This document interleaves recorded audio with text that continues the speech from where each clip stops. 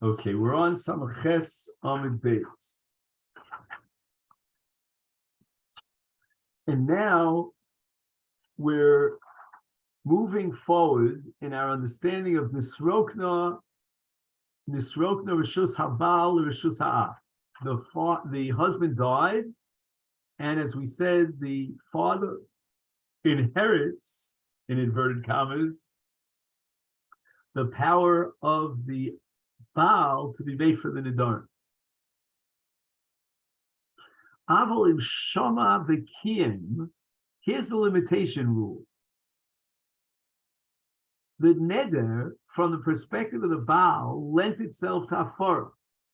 And in fact, in one particular scenario of the three that we mentioned, the Baal before he died was made for the neder. But now we have the opposite case, where the Baal was Mekayim the neder before he died. Now, the Torah says that there are two ways in which the Baal could be Mekayim the neder. Either he could say those words, I hereby am Mekayim your neder, or if he allows a period of one day to pass since he heard the neder, and he says nothing, then the shtika itself is equal to and substitutes for a kiyum neder.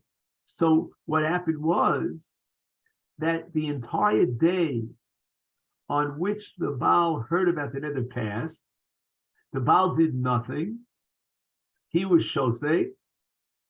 And then on the next morning, Meis b'yom akrav, he died. And that means that once the day passes and the Baal was shosei, now there's a kiyum haneder. It's ein yochel, for the father could no longer be made for the neder after the death of the Baal, because once the neder was subject to kiyum, after a neder was subject to kiyum, that makes it impossible for the neder to lend itself to hafara.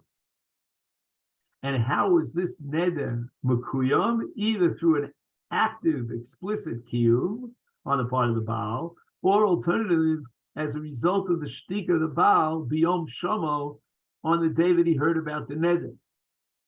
So the Av is going to inherit through Nisrokna the power of hafara if the Baal was not Mekayim the neder.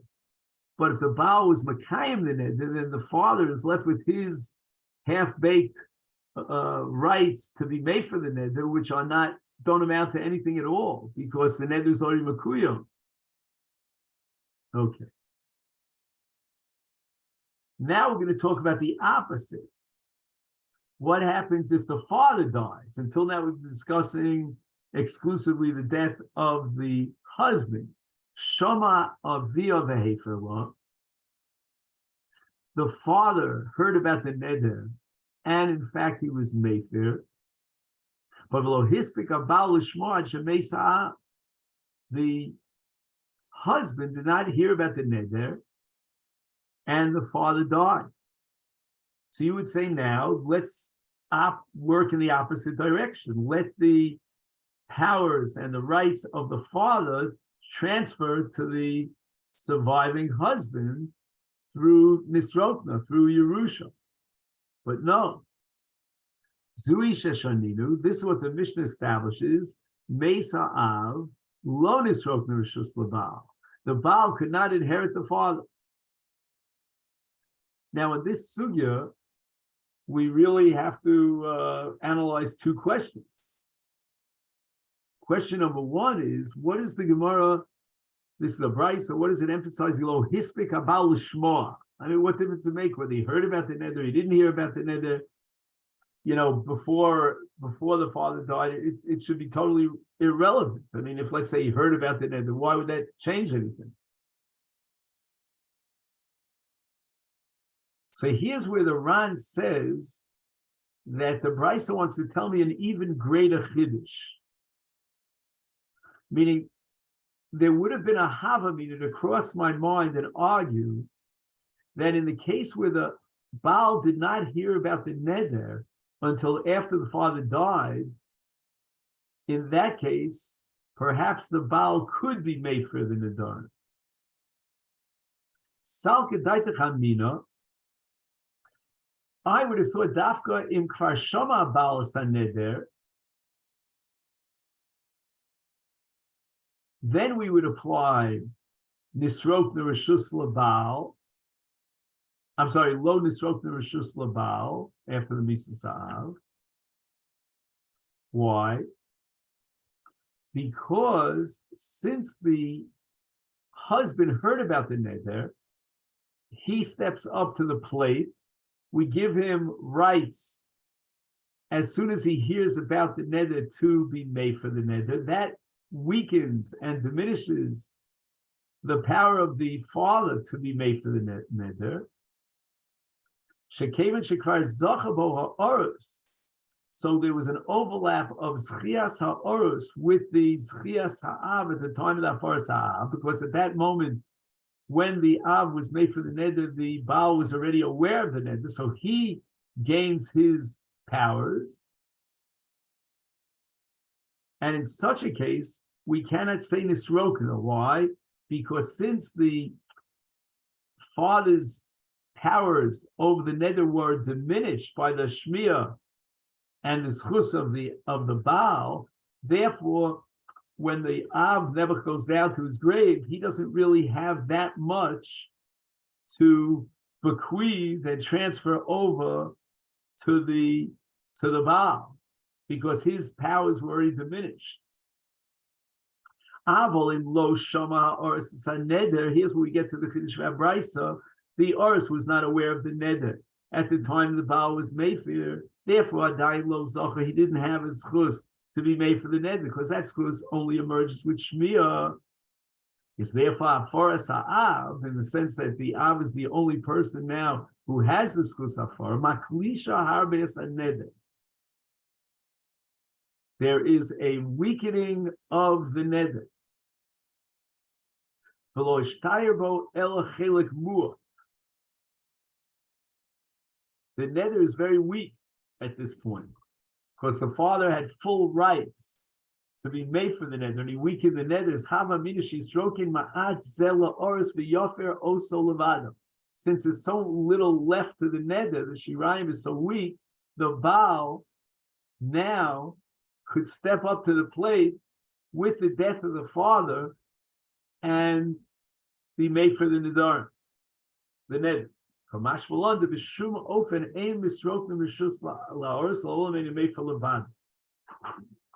what I'm not sure about here is, we said before that the Misa of the Baal completely negates his Hafara. And if we would apply that here in this case, the Misa of the Av should negate his Hafara. So this whole shtickle Torah here, that most of the neder was gone, and therefore we'd have Havmina that the Baal could do a single effort here and be made. I don't understand why that's so, because with the death of the father, the Hafara goes down the tubes. So that's something that I'm trying to work with.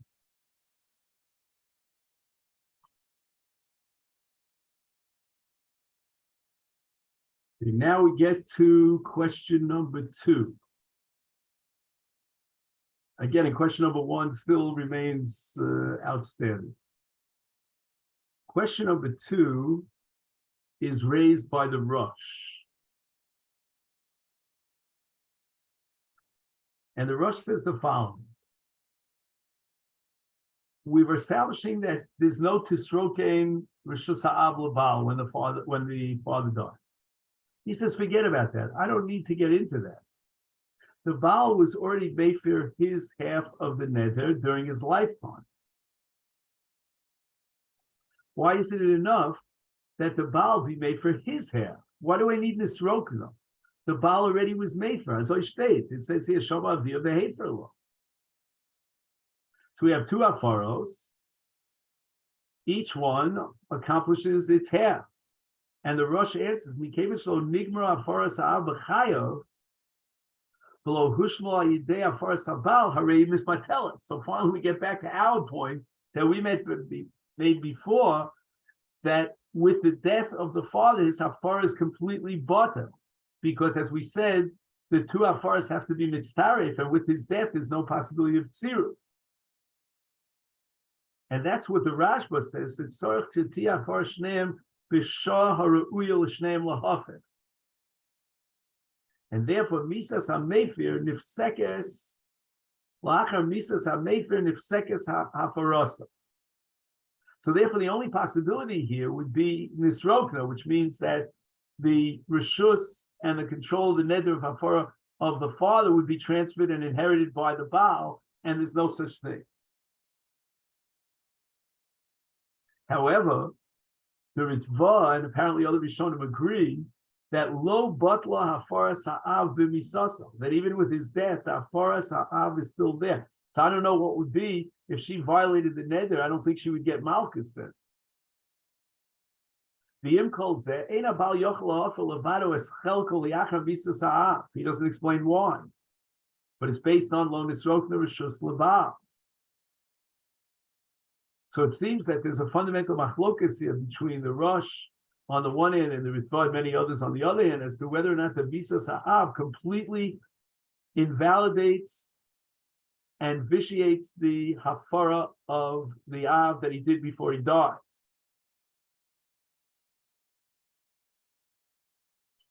Okay. Now we go on. Shoma Habal, here's another case where we do apply Nisrokna Reshus Lahav. The husband heard about the net. The Hefer lo is Meifrit. Below Hispik Ha'av L'shmoa Ad Shemeis Habal. And the father didn't hear about the neder. The Baal died. So again, even though the Hafaras Habal became Betela with his death, the father now is able to be made for the chelek of the Baal. So he has a double Hafara power, as we discussed earlier. Now the big machlokas here amongst the Rishonim is whether what we just learned now is only according to Beit Shammai or even according to Beit Hillel. So tomorrow, we're going to learn the machlokas Beit Hillel, Beit Shammai, and then maybe we'll be able to come back and plug this in.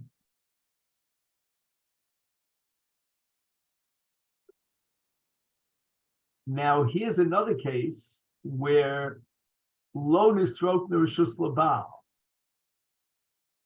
Shoma bailo v'heferla. The Baal heard about the neder he was made for. The father didn't hear about the neder at Shemeis, and the father died. Can we transfer the reshus of the Av now into the Baal's rus? Ein Baal yochel lahafer, she'ein Baal mefer el b'shutafus. And once again, there's no din of nisrokna. Now the Rishonim want to know, why does the Brisa change its language here? It says Ein Habal Mefer El B'Shuttis. It should have said Lo Nisrokna Reshus Lebal, as it did in the previous book. So the chiddush of the Brisa here is that even though the father didn't hear about the neder during the life of during his lifetime, and therefore he was never zoche in hafaras haneder,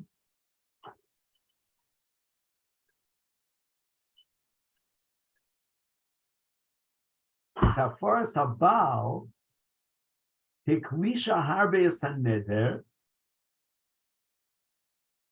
Right, the father didn't hear about the neder, so the Baal is now the only one who heard about the neder. His hafara is very powerful, very profound. Havamina shemachmas misas ha'av toil hafaras habal levado.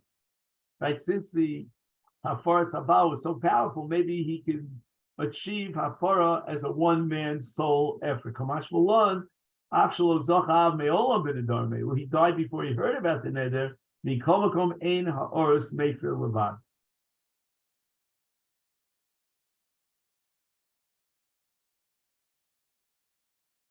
Okay, so this is Daf Samaches, and Daf Samaches is going to introduce the machlokas between Beit Hillel and Beit Shammai. So, Belina, what we'll try to do tomorrow is we'll try to learn the Machlokas Beisil Beit Shammai, and then do an overview of Nisrokna and Lo Nisrokna, and then see how this whole sugya of Nisrokna is going to impact on the original question about Megis Gayas versus Miklish Kolish. And as you can see, and you know this on your own, this is a very, very complicated sugya. In yeshivas, they spend weeks and weeks, if not months, on this sugya. One of the most famous sugyas in Nedarim. Okay then, so let me wish you a great day.